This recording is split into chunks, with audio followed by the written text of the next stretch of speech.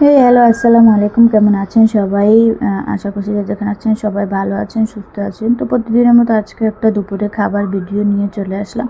তো প্রতিদিনের মতো প্লেটে নিয়ে নিলাম এক বাটি ভাত, সাথে ছিল আলু ভর্তা। আজকে অনেক দিন পর আলু ভর্তা করলাম।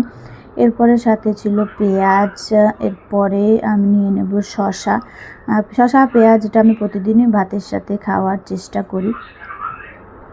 জানি না তোমরা কে কেমন খাও, তবে আমার কাছে খুব ভালো লাগে কাঁচা পেঁয়াজ ভাতের সাথে। এরপরে আমি নিয়ে নিলাম একটা ডিম, সিদ্ধ ডিম, এটাও প্রতিদিনই থাকে। আর যেহেতু আলু ভর্তা করেছিলাম তো ডিমের একটা ভাজিও নিয়েছিলাম। আলু ভর্তার সাথে খেতে ডিমের ভাজিটা খুব ভালো লাগে। এরপরে আমি নিয়ে নিলাম একটা শাক ভাজি, যেটা ছিল আমাদের গাছের পুঁই শাক। এটা আমি চিংড়ি মাছ দিয়ে ভাজি করেছিলাম, খুবই ভালো হয়েছিল ভাজিটা খেতে। তোমরাও পুঁই শাক ভাজি করে দেখবে, অনেক ভালো লাগে। এরপরে রুই মাছ ভুনা করেছিলাম, আর পেঁয়াজ, রসুন, জিরা দিয়ে রুই মাছের একটা ভুনা করেছিলাম, তো যেটাও খেতে খুব ভালো হয়েছিল। আমার ভিডিওটি ভালো লাগলে তোমরা অবশ্যই আমার পেজটি ফলো করে দেবে। এরপরে আমি দেখো বাটিতে নিয়ে নিলাম এক বাটি ডাল।